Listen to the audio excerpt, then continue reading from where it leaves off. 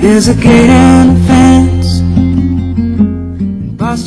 So the assistant sheriff and I went and said to the sheriff, we have this new proposal.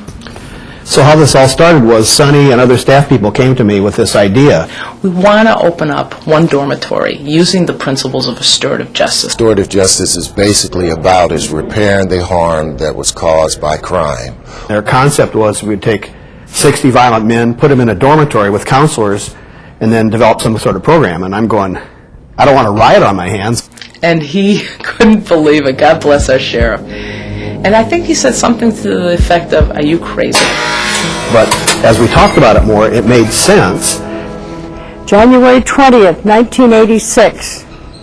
I wakened out of a sound sleep. The only thing that I could think of was my little grandson, little Jesse. Behind me is the Rsvp dormitory.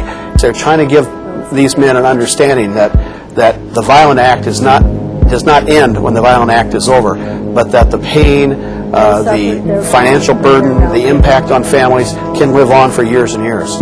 And as he pushed the door open, we could see two adults lying on the living room floor.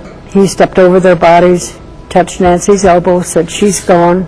Nancy had more than 50 stab wounds before she finally bled to death. My husband, meantime, had run back to the bedroom to see if our little 23-month-old grandson, little Jesse, to see if he was okay. He told the police, while he was being interrogated, that he slapped the kid a few times and told him to shut up. The kid wouldn't shut up.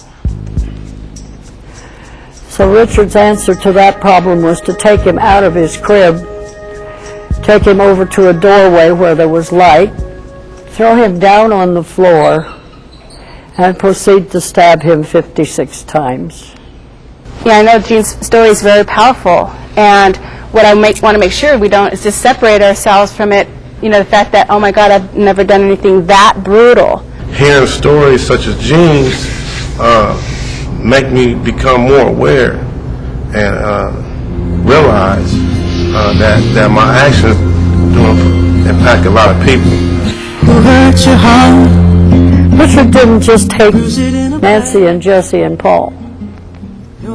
Richard took my life too. Do you understand that? Yes, I do. Thank you. Who stole your heart?